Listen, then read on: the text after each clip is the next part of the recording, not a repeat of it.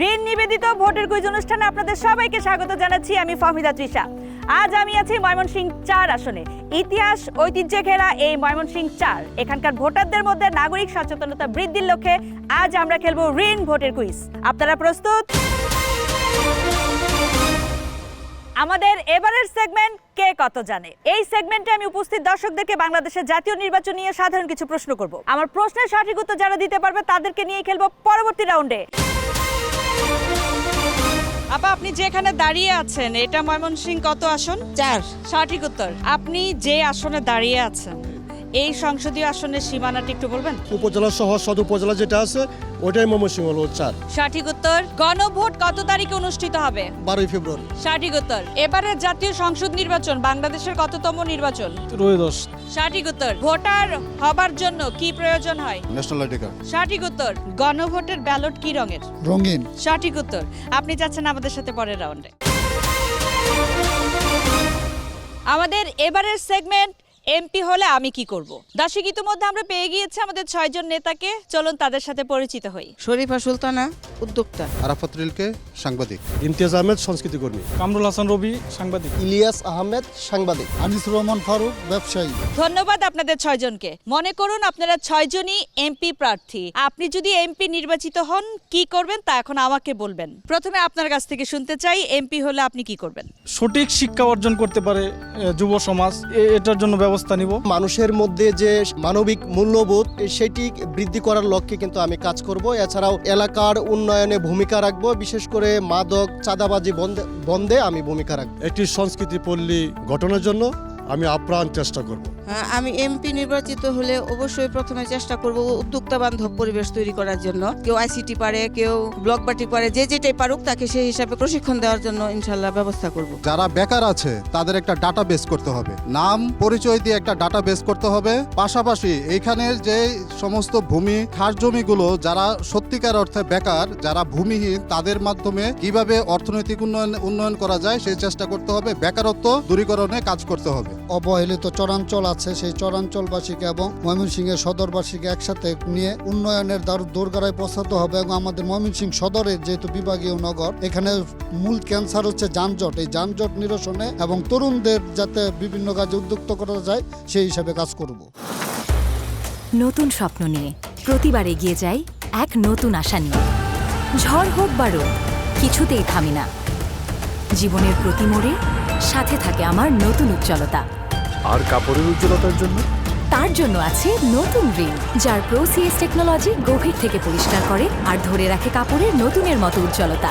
নতুন Rin advance powder, নতুনের মতো উজ্জ্বল।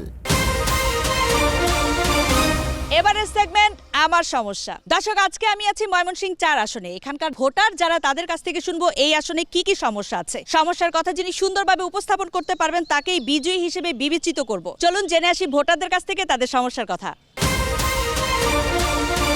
আমাকে একটু বলবেন আপনাদের এই ময়মনসিংহ ৪ আসনে কি কি সমস্যা রয়েছে? যত ধরনের সমস্যা থাকতে পারে সবই এখানে আছে। যেমন এখানে বিভিন্ন জায়গা থেকে মানুষ চিকিৎসা নিতে আসে, চিকিৎসার অপ্রতুলতা আছে। এখানে মানুষ শিক্ষা নিতে আসে, এখানে শিক্ষা প্রতিষ্ঠানের অপ্রতুলতা আছে। প্রচুর যানজট, শহরটা বেশ অপরিষ্কার, পয় নিষ্কাশন এবং ড্রেনেজ ব্যবস্থা শহরে খুবই অনুন্নত। অফিসিয়াল আওয়ারে ওয়ার্কিং পিরিয়ডে এই মোড়টা একটু জ্যাম লাগে। যানজট একটা কমন সমস্যা আমাদের। ড্রেনেজ সমস্যা, বৃষ্টি হলে পানি জমে যায়, এগুলো মানে ম্যাক্সিমাম জিনিস অপরিকল্পিত। বিল্ডিং, হাই রাইজ বিল্ডিং গুলো উঠতেছে অপরিকল্পিত ভাবে।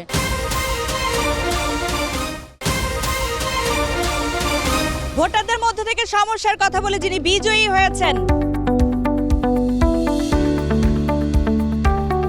সেই সাথে ময়মনসিংহ ৪ আসনে ত্রয়োদশ জাতীয় সংসদ নির্বাচনে যিনি নির্বাচিত হবেন তাকে অনুরোধ করব এই সমস্যাগুলো সমাধান করে নাগরিক জীবন আরো সহজ করার জন্য।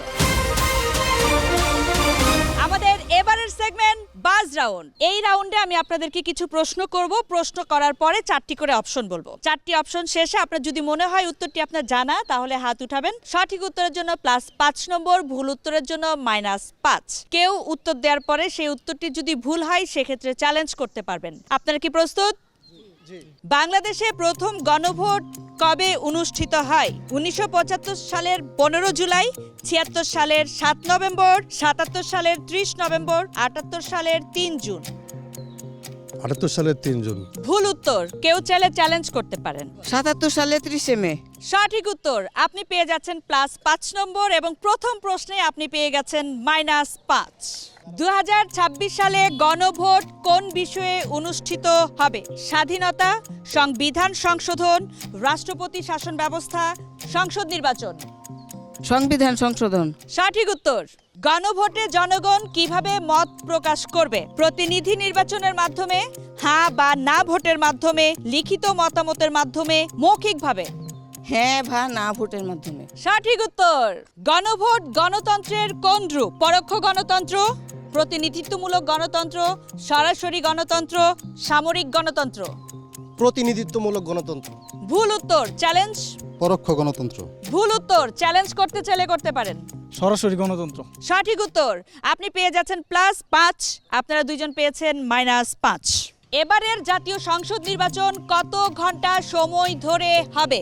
8 ঘন্টা, 9 ঘন্টা, 10 ঘন্টা, 12 ঘন্টা। 8 ঘন্টা। ভুল উত্তর, কেউ চাইলে চ্যালেঞ্জ।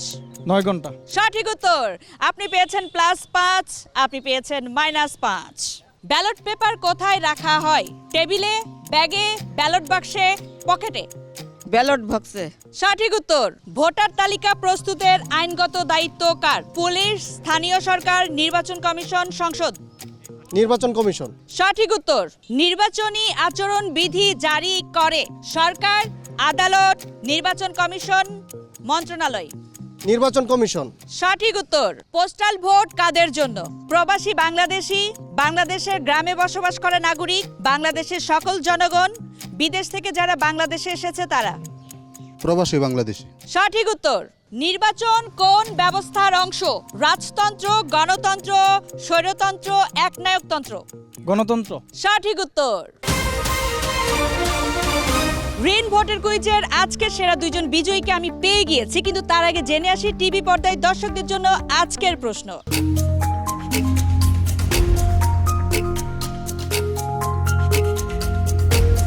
গ্রিন ভোটার কুইজের আজকের পর্বের প্রশ্নের উত্তর দিতে হবে আর টিভির ফেসবুক পেজে গিয়ে কমেন্ট বক্সে নাম ঠিকানা উল্লেখ করে অবশ্যই আগামীকাল সন্ধ্যা 7টার মধ্যে পাঠাতে হবে। এবার সেই মহেন্দ্রক্ষণ আমরা পেয়ে গিয়েছি আমাদের আজকের গ্রিন ভোটার কুইজের সেরা দুইজন বিজয়ীকে।